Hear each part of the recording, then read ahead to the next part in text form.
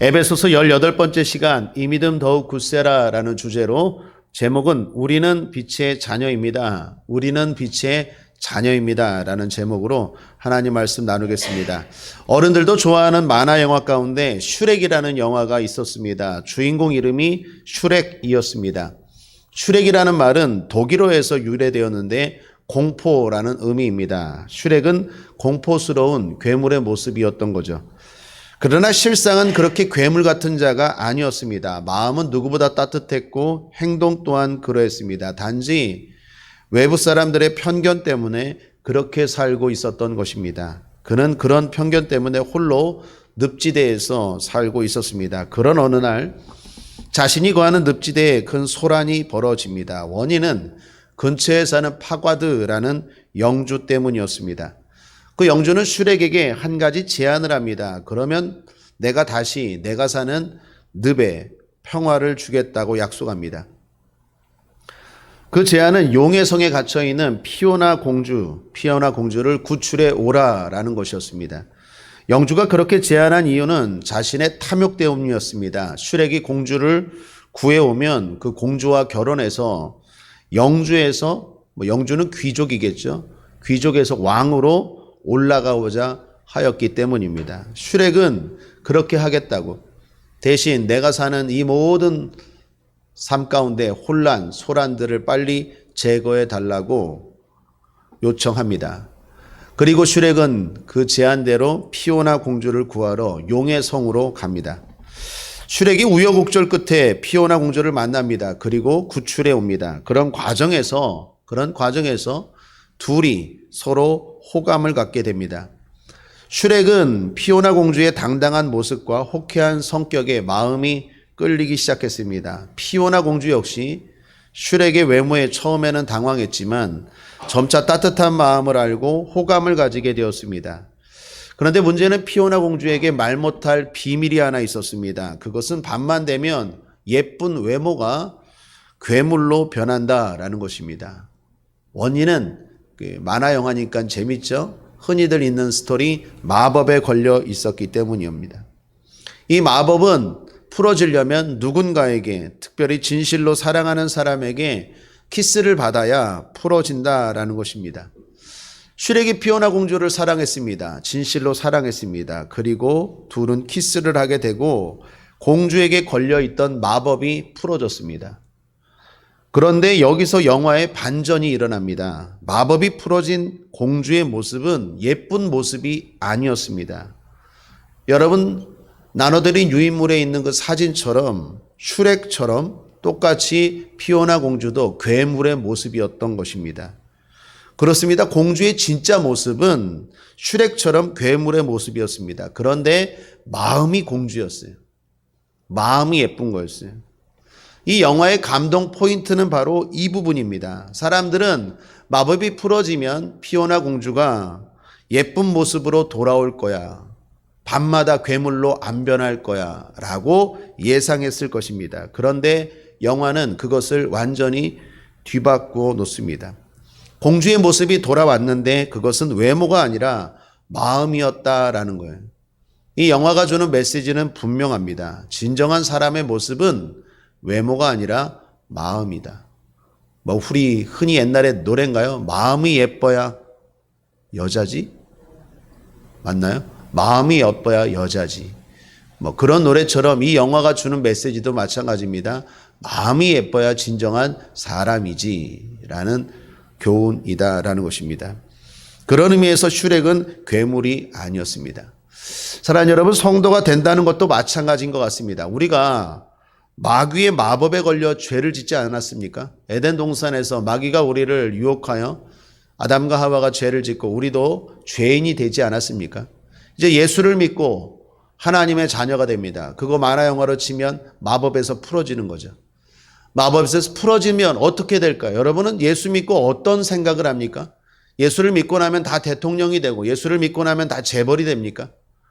그거 아니라는 거죠. 하나님이, 그건 진정한 사람, 하나님의 형상이 아니다. 진정한 모습은 뭐예요? 마음이 바뀌어야 돼. 예수를 이용해서 결혼을 하고 여자친구를 사귀고 성공을 하고 사업이 잘 되고 그게 아니라는 거예요.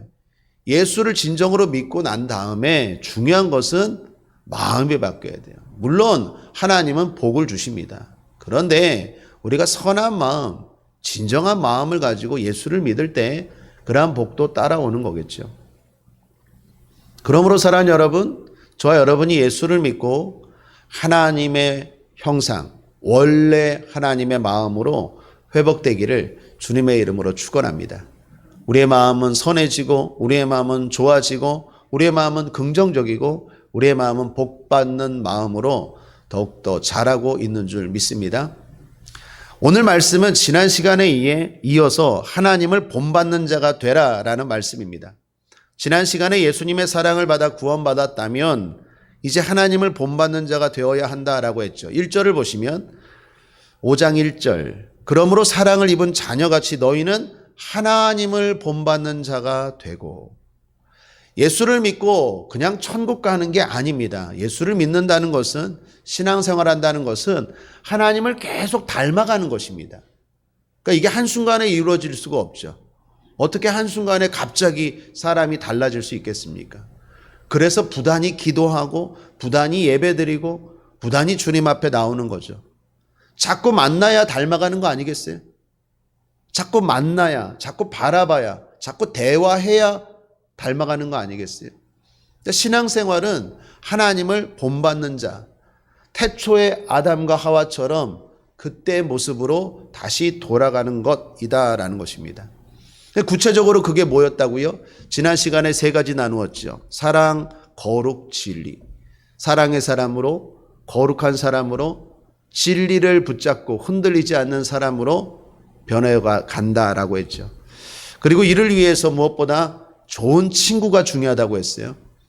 그리고 예수님이 가장 좋은 친구다라는 말씀을 지난 시간에 나누었습니다. 혹시나 해서 어떤 분이 아니 주님을 어떻게 친구라고 말할 수 있을까 의아해 하시는 분이 계실지 모르겠습니다. 그런데 주님이 친구다라는 말을 주님이 하셨어요. 그러므로 이 말은 경망스럽거나 또는 불미스러운 말이 아닙니다. 주님 스스로가 요한복음 15장 14, 15절에 이렇게 말씀하셨죠. 너희가 나의 명하는 대로 행하면 곧 나의 친구라. 이제부터는 너희를 종이라 하지 아니하리니 종은 주인의 하는 것을 알지 못함이라. 너희를 친구라 하였노니 내가 내 아버지께 들은 것을 다 너희에게 알게 하였음이니라. 우리가 찬양도 불렀죠. 지난 시간에 위에 계신 나의 친구. 그러므로 세상에서 가장 좋은 친구는 예수님이십니다. 예수님을 친구 삼으십시오. 아무리 친한 절친도 내 마음 몰라주지만 예수님은 여러분의 마음을 알아주고 뿐만 아니라 그 문제를 해결해 줄 수 있는 분인 줄 믿습니다. 주님은 우리와 친구하기를 원하십니다. 친밀하기를 원하십니다. 예수님을 친구 삼아 하나님을 계속 닮아가야 되겠습니다. 오늘 말씀도 그런 말씀의 연속입니다. 그런데 오늘 말씀은 하나님을 본받는 것을 빛으로 표현했습니다. 8절 말씀 우리 다시 한번 함께 읽겠습니다. 시작. 너희가 전에는 어둠이더니 이제는 주 안에서 빛이라. 빛의 자녀들처럼 행하라 라고 말합니다. 전에는 어둠이었습니다. 그런데 이제는 구원받고는 아닙니다. 이제는 빛의 자녀입니다. 빛의 자녀처럼 살아야 합니다. 그럼 그것은 구체적으로 어떤 삶입니까? 9절에 나옵니다. 함께 읽죠. 시작. 빛의 열매는 모든 착함과 의로움과 진실함에 있느니라. 지난 시간에도 3가지였는데 오늘도 3가지를 말합니다. 하나님을 본받는 삶, 하나님을 닮아가는 것은 구체적으로 무엇입니까? 더 착해지는 거고 더 의로워지는 거고 더 진실되어져 가는 것입니다. 거기에 한 가지만 덧붙인다면 11절에 책망함입니다. 11절을 보시면 너희는 열매 없는 어두움의 일에 참여하지 말고 도리어 책망하라. 자, 그러면 하나씩 한번 살펴보죠. 오늘 4가지인데 하나님을 본받는 것은 구체적으로 뭡니까? 신앙생활하는 것은 구체적으로 뭡니까? 하나님을 닮아가는 건데 그게 복인데 그게 우리가 잘 되는 건데 그게 무엇이라고요? 더 착해지는 것, 더 의로워지는 것, 더 진실해지는 것, 그리고 책망하는 거예요. 자, 다 아는 내용이겠지만 간단하게 한번 살펴보죠. 하나씩. 먼저 착함입니다. 여기에 나오는 착함이라는 단어는 우리가 흔히 알고 있는 선함과 선한 마음 그리고 선한 행동입니다. 그런데 특이한 것은요, 의지적인 착함입니다. 그러니까 타고난 성품의 착함이 아니에요. 어느 분들은 그런 분도 있는 것 같아요. 근본적으로 좀 더 착한 분이 있고 어떤 분들은 좀 근본적으로 좀 못된 분들도 있는 것 같아요. 근데 여기서 말하는 착함의 헬라어 원어는 의지적인 착함이에요. 그러니까 내가 노력하고자 하는 그러한 착함이에요. 제가 군대에 있을 때 헌병이었습니다. 특별히 교도 헌병이었습니다. 교도 헌병은 군대에서 죄 지은 군인들, 사고친 군인들, 뭐 상관을 폭행했거나 아니면 무슨 탈영을 했거나 이런 군인들을 잡아와서 재판받기 전까지 수감하는 곳입니다. 거기서 제가 군 생활했습니다. 그러니까 군인 죄수죠. 그런데 그 교도소 들어가는 입구 문 위에 큰 액자가 이렇게 걸려 있었는데 거기 뭐라고 써 있는지 아십니까? 착하게 살자. 착하게 살자 이렇게 큰 액자가 걸려 있었어요. 여러분, 여기서 말하는 착함이 그거예요. 착하게 살려는 노력. 내가 타고난 건 뭐 성품이라는 건 또 그 상황 여건 때문에 생기는 거 아니겠습니까? 어려운 분들, 어렵게 살아온 사람들은 성품이 좀 거칠 수 있잖아요. 그죠? 또는 우리 부모님이 좀 이렇게 성격이 한 성격 하셔. 그러면 또 나도 한 성격 하는 거 아니겠어요? 여기서 말하는 건 뭡니까? 의지적으로 예수를 믿으면 이제 착하게 살아야지 노력하는 거예요. 재밌는 건요, 군대 교도소에 있을 때 한 죄수분이, 수감자 된 분이 들어왔는데 문신을 했어요. 팔에 한글로. 뭐라고 문신을 했을까요? 착하게. 착하게. 그 제가 물어봤어요. 왜 그 문신하면 이렇게 그림이나 아니면 영어 아니면 한자 같은 거 막 쓰거든요. 근데 그 친구는 여기다가 착하게 이렇게 썼어요. 문신을. 그 왜 그렇게 문신을 했냐 그랬더니 착하게 살고 싶었어요. 착하게 살고 싶은 놈이 군대 와서도 사고 쳐서 들어오냐 임마. 제가 그랬죠. 사랑하는 여러분, 착하게 살고 싶어서 문신까지 했는데 안 되는 거예요. 그래서 군대에서 또 사고 쳐서 교도소에 들어온 거예요. 그러므로 우리는 예수 의지하고 성령 충만해야 될 줄 믿습니다. 사실 우리 마음대로 됩니까? 제가 그 친구 교도소에서 나갈 때까지 복음 전했어요. 말씀 전하고 기도해 줬어요. 착하게 살자. 네가 아무리 팔에다 문신해도 안 돼. 알지? 예수님 믿어. 예수님 의지하면 착하게 살 수 있어. 복되게 살 수 있고. 나중에 제가 그랬어요. 여기다 착하게 하고 여기다는 복되게 이렇게 문신해. 나가서 이렇게 했어요. 사랑하는 여러분, 우리가 예수 의지하고 예수 믿을 때 착하게 살 수 있는 줄 믿습니다. 하나님을 닮아간다는 것은 더 착하게 살려고 노력하는 거예요. 새해가 밝았습니다. 더 착하게 삽시다. 두 번째는 의로움입니다.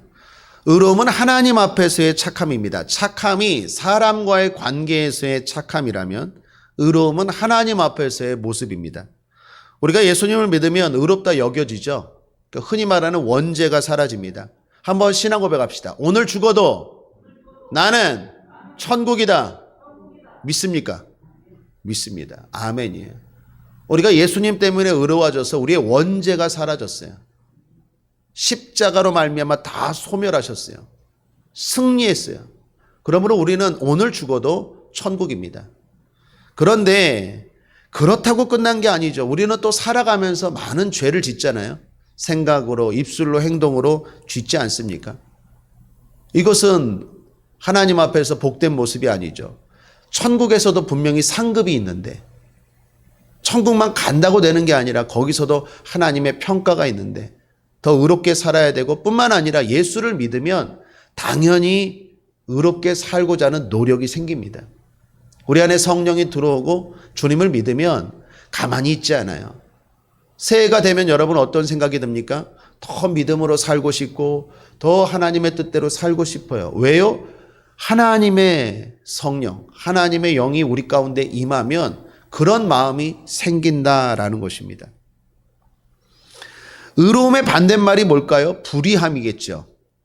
그런데 로마서 1장 18절에 보면 불의한 자에게 하나님의 진노가 임한다고 합니다. 로마서 1장 18절에 하나님의 진노가 불의로 진리를 막는 사람들의 모든 경건치 않음과 불의에 대하여 하늘로 쫓아 나타나나니. 여러분 이 말씀을 보시면 불의와 경건치 않음이 연결되어 나오죠. 여러분 경건이 뭐죠? 하나님을 두려워하는 태도입니다. 그러므로 반대로 경건치 않음은 하나님을 두려워하지 않는 태도예요. 그게 또한 불의입니다. 그렇습니다. 사랑하는 여러분, 왜 사람들이 불의합니까? 왜 사람들이 의롭지 못합니까? 하나님을 두려워하지 않기 때문이에요. 반대로 우리는 왜 의롭습니까? 하나님을 의식하며 살기 때문이에요. 하나님을 의식하며 의롭게 살아야 합니다. 그것이 결국 복된 삶이다라는 것입니다. 우리는 매일 성경 한 장씩을 읽고 말씀을 나누고 기도하고 있죠. 순서상 지난 송구영신 예배 때 사무엘 상이 끝났습니다. 그리고 새해가 밝자마자 사무엘 하 말씀이 시작되었죠. 사무엘 상의 주인공은 사울이고 사무엘 하의 주인공은 다윗입니다. 사울과 다윗의 차이가 무엇입니까? 바로 이 부분입니다. 하나님을 의식하는 삶, 바로 의로움이에요. 사울은 주님을 믿고 하나님의 자녀가 되었음에도 불구하고 하나님을 의식하며 살지 않습니다. 하나님을 의식하며 사는 것 같다가도 힘들거나 어렵거나 상황이 바뀌면 자기 마음대로 합니다. 결정적인 순간에는 자기 생각대로 합니다. 그 사울의 패착이죠. 다윗은 어떻습니까? 다윗은 어떤 상황에서도 하나님을 생각하죠. 여러분 오늘 새벽 기도 드린 분들 사무엘하 4장 말씀 보신 것처럼 다윗은 자기의 이익을 생각하지 않고 어떤 상황에서도 하나님을 생각하고 하나님이라면 무엇이 옳은 것인가, 무엇이 잘못된 것인가, 무엇이 악이고 무엇이 선인가를 생각하고 판단하죠. 그게 다윗의 성공, 복된 삶의 비결 아니었습니까? 우리도 마찬가지입니다. 예수를 믿고 하나님을 본받는 자가 된다는 것은 이제 하나님을 의식하며 산다는 거예요. 하나님이 나를 보고 있다. 그러한 신전 의식을 가지고 하루하루를 살아가는 삶, 그 삶이 의로운 삶이고 결국엔 복된 삶인 줄 믿습니다. 자, 세 번째로 하나님을 본받는 삶으로 우리가 노력해야 되는 것은 진실함입니다. 착함, 의로움, 그리고 진실함입니다.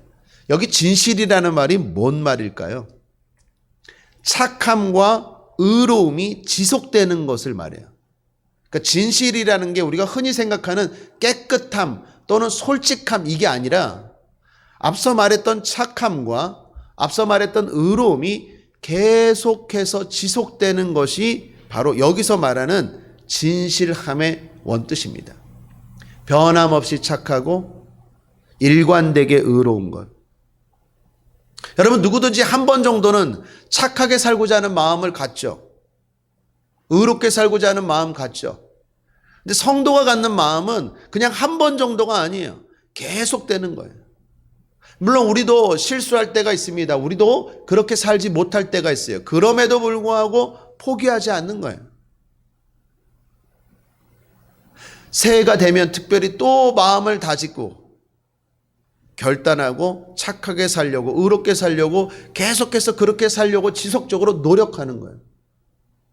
저는 목회하면서 많이 봤습니다. 많은 분들이 선하게 착하게 살려고 애를 써요. 그래서 예배 온전히 드리고 기도하고 죄를 지으면 빨리 회개하고 뭐 성경 필사도 하고 막 온갖 노력을 다해요. 그러다가 또 무너져요.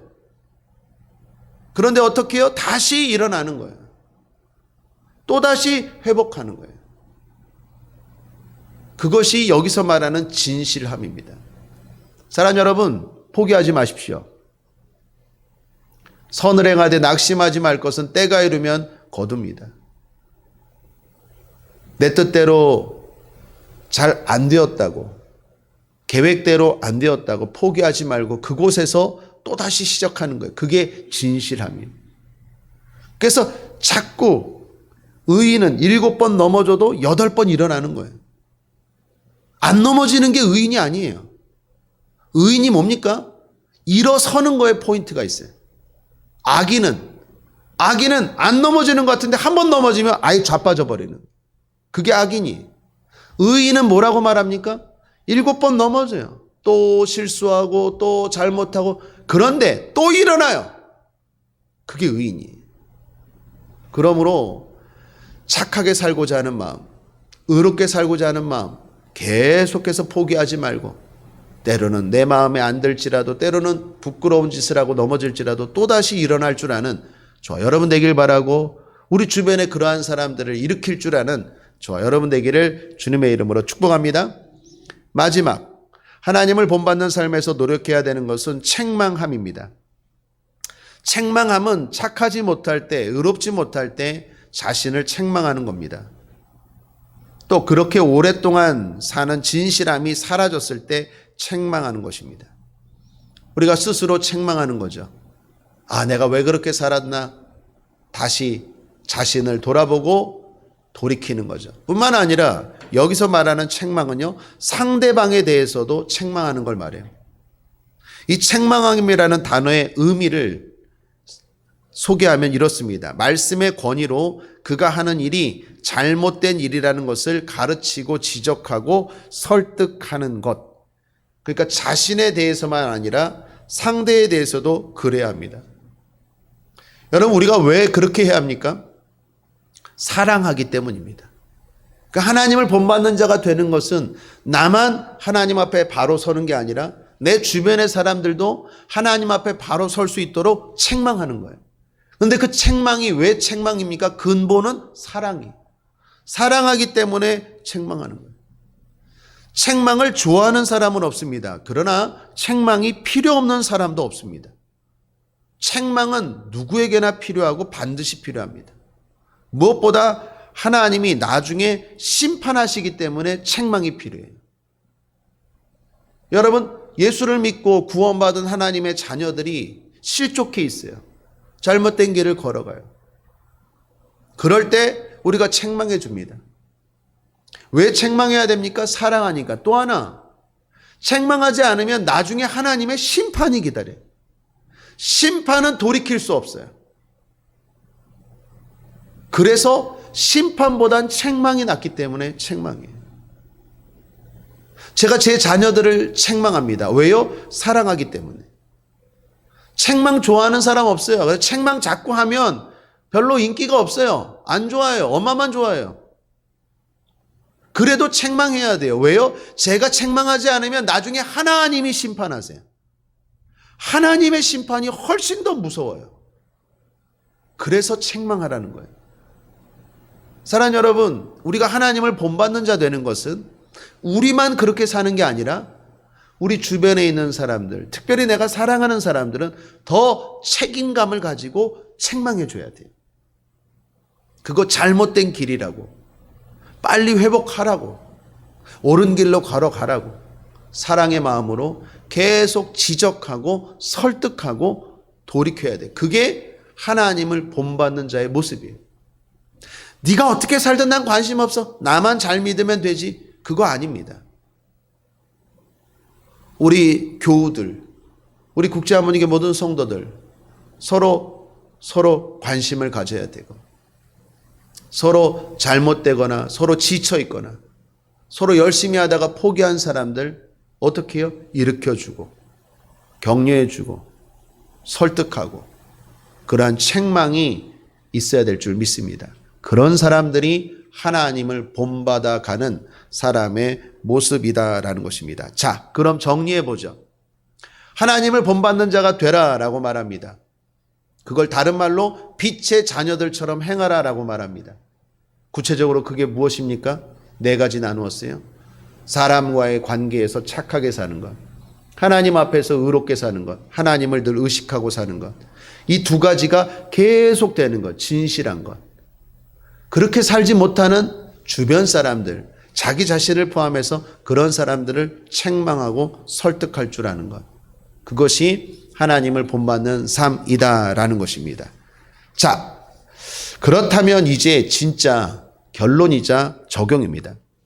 제가 본문 말씀을 통해 드리고 싶은 것은 바로 방법입니다. 사실 이건 다 아는 말씀 아닙니까? 착하게 살아야 한다. 의롭게 살아야 한다. 진실되게 살아야 한다. 또 책망해야 한다. 이런 것은 어떻게 보면 예수를 믿고 성도가 되었다면 다 아는 말씀일 것 같아요. 그런데 중요한 건 방법 아니겠습니까? 그런 의미에서 그렇게 살 수 있기 위해 두 가지를 권면합니다. 지난 시간에는 좋은 친구를 사귀라, 특별히 예수님을 친구 삼으라 라고 했는데 오늘 말씀은 거기에 덧붙여 두 가지를 권면합니다. 첫째, 부러워 마십시오. 한번 따라할까요? 부러워하지 말자. 아멘. 주님이 우리에게 뭐라고 말합니까? 오늘 말씀에서 빛의 자녀들처럼 행하라 라고 말합니다. 여러분, 일단 여기에 중요한 메시지가 있어요. 하나님의 자녀들을 빛으로 비유합니다. 다른 것 많은데 빛으로 비유합니다. 빛은 어떻습니까? 어둠을 결코 부러워하지 않아요. 빛은 아무리 작은 빛이어도 아무리 큰 어둠이 빛을 이길 수 없어요. 작은 촛불 하나만 켜도 그 방 안에 있는 어둠이 싹 도망가 버려요. 빛이 어둠을 부러워한다는 건 말이 안 돼요. 빛이 강해요. 빛이 밝아요. 빛이 좋은 거예요. 빛의 자녀들처럼 행하래요. 착하게 살고 의롭게 살고 진실되게 살래요. 그러기 위해서는요, 먼저 우리 안에 자부심이 있어야 돼요. 나는 빛의 자녀다. 하나님의 자녀인데 어찌 세상의 어두움을 부러워해요? 그 바보라는 거예요. 내가 그걸 부러워하는데 어찌 그들을 설득하고 책망할 수 있겠어요? 어찌 하나님을 닮아갈 수 있을까요? 그러므로 먼저 제일 중요한 건 자부심을 가지고 자신감을 가지고 살게 되길 바랍니다. 저와 여러분은 빛의 자녀입니다. 하나님의 자녀입니다. 하나님의 특별한 사랑, 하나님의 특별한 보호, 하나님의 특별한 축복을 받고 있는 하나님의 자녀예요. 그러한 용기, 그러한 긍지, 그것이 중요하다라는 것입니다. 여러분, 제가 빛에 대해서 한번 생각해보고 조사해봤어요. 사람에게는 빛이 필요하죠.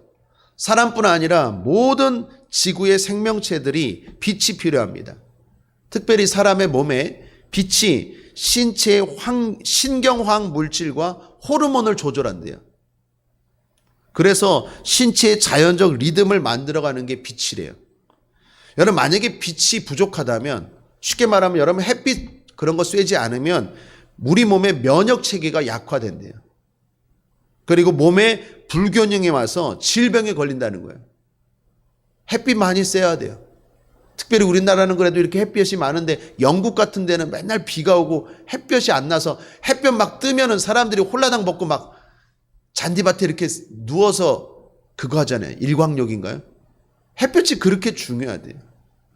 육체의 몸뿐만 아닙니다. 마음도 그래요. 햇볕을 쐬지 않으면요, 우울증에 걸려요. 우울증 걸리는 친구들, 요즘 젊은 친구들 보십시오. 다 햇볕이 아니라 컴퓨터 앞에 앉아가 있잖아요. 그러니까 계속 생각이 우울해지는 거예요. 햇볕을 보고 걸어야 돼요. 자연을 봐야 돼요. 밝은 곳으로 나아가야 돼요. 그래야 생각이 밝아지는데 그냥 방구석에 들여앉히고 아니면 PC방에 들어가서 그냥 게임기 앞에서만 있으니 그냥 맨날 그냥 포기, 그리고 비난, 그냥 악한 댓글이나 달고 그 사람이 완전 폐인이 돼가는 거예요. 햇볕이 그만큼 중요하다라는 것입니다.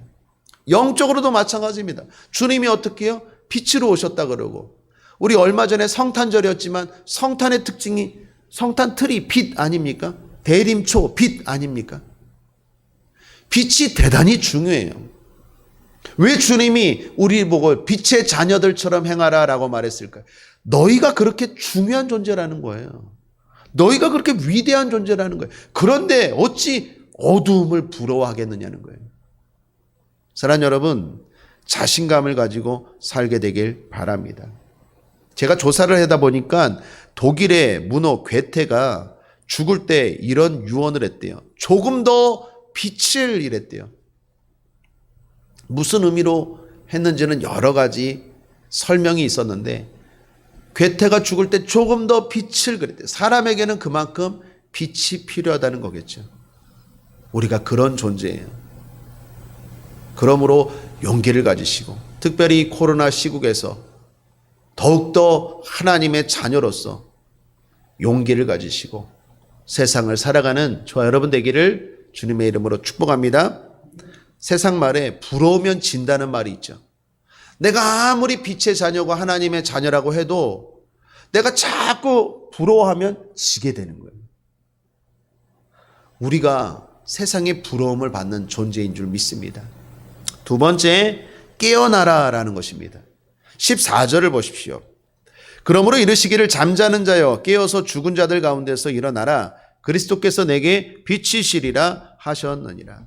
빛의 자녀들처럼 행하라라는 것은 잠자지 않는 거예요. 깨어 있는 것입니다. 주변 사람들이 다 죽어 있고 다 잘못된 길을 걸어가도 우리는 깨어 있는 것 일어나라라고 말합니다. 그런데 때로는 우리도 모르게 그렇게 살아갈 때가 있죠. 제가 최근 온라인상에 마녀 사냥이라는 걸 봤어요. 흔히 다른 말로 신상털기라고 하죠. 여러분 신상털기라는 말 아십니까? 예를 들어 누군가 문제가 있다라고 지목이 돼요. 저 친구 문제가 있어 라고 인터넷상에서 온라인상에서 지목이 되잖아요. 그러면 수많은 사람들이 저 친구에 대해서 다 조사를 해서 온라인상에 다 그냥 공개하는 거예요. 저 사람이 어디 출신이고 키가 어떻게 되고 어디에 살고 돈은 얼마나 벌고 학교는 어디 나왔고 가족은 누구고 나이는 어떻게 되고 이 사람과 관련된 정보를요 그냥 온라인상에 다 터는 거예요. 요즘 인터넷에 우리의 정보들이 많이 올라가 있잖아요. 그리고 그 주변에 있는 사람들 다 올리는 거예요. 그래 신상이 털어지는 거예요. 어떤 사람은 그걸 보고 막 나쁜 댓글도 달고 욕도 하고 또는 직접 찾아가 협박도 하고. 근데 문제는요, 이 사람이 문제가 없어. 문제가 있는 사람인 줄 알았는데 잘못을 안 했어. 문제가 없어. 그러면 그동안 그렇게 댓글 공격하고 비난하고 신상 털었던 사람들이 아무런 죄책감을 느끼지 않는데요. 아 그래? 그럼 말고? 그 사람은 너무 괴로운 거예요. 괴로웠던 거예요. 생각해 보세요. 나는 아무 잘못도 안 했는데 내가 잘못했다고 내가 죄인이라고 내 공개가 다 그냥 만천하에 까발려졌어요. 드러났어요. 그래서 어떤 사람은 자살까지 막 생각하잖아요. 그런데 그게 아니라고 했을 때 누구 하나 그거에 대해서 도의적인 책임도 지지 않는데요. 근데 거기에 믿는 사람들도 있을 수 있다라는 거예요. 사랑하는 여러분, 악플 달지 마십시오. 아무리 그 사람이 잘못했다 할지라도 나중에 어떻게 될지도 모르고 설령 잘못했을지라도 비방하는 것, 악플은요 하나님이 기뻐하지 않아요. 성경에 이런 말씀이 있어요. 주님이 이런 말씀하셨어요. 함께 한번 읽어보죠. 마태복음 5장 22절 시작. 나는 너희에게 이르노니 형제에게 노하는 자마다 심판을 받게 되고 형제를 대하여 라가라 하는 자는 공회에 잡히게 되고 미련한 놈이라 하는 자는 지옥불에 들어가게 되리라. 이 라가라는 말이 오늘날로 말하면 바보, 병신 이런 말이에요. 멍청한 놈 이런 말. 그런 말, 그런 비방만 해도 주님이 뭐요? 지옥을 언급하세요. 그만큼 주의해야 되는데 요즘 젊은 사람들, 특별히 요즘 학생들은요. 그냥 수많은 그냥 댓글을 달아요. 그냥 악플을 달아요. 그냥 그 사람에 대해서 잘 모르면서도 그냥 막 비방을 해야 돼요. 근데 그걸 받는 사람 입장에서는 너무 괴로운 거예요. 안 그러겠어요? 억울하지 않겠어요? 그 심지어 자살까지 생각하고 인생을 완전 망치는 사람도 있어요. 근데 그거에 대한 아무런 죄책감이 없다라는 거예요. 거기에 대해서 지금 성경이 말하는 거예요. 깨어나라! 무의식 중에 알게 모르게 세상 사람들처럼 세상이 다 그러니까, 친구들이 다 그러니까 거기에 빠져서 살지 말고 정신 차리라는 거예요. 또 하나 요즘 놀라운 건요, 우리 젊은 친구도 있지만 나이 드신 집사님, 권사님도 계시니까 요즘 결혼들 안 하죠. 혼전 동거들해요. 결혼 안 하고 혼전 동거 엄청 많이 해요. 그냥 살아요. 거기에 대해서 아무 거리낌이 없어요. 세상은 그럴지라도 하나님의 자녀들은 그러면 안 되겠죠. 동성애는 또 어떻습니까?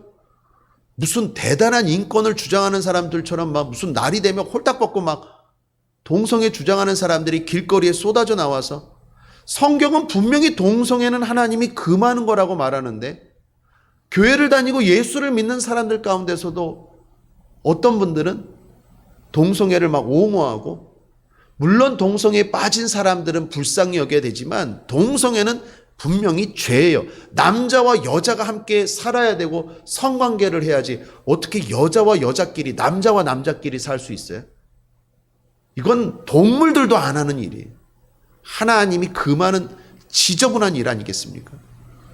그런데 생각 없이 그런 시대의 흐름에 빠져 있다라는 거예요.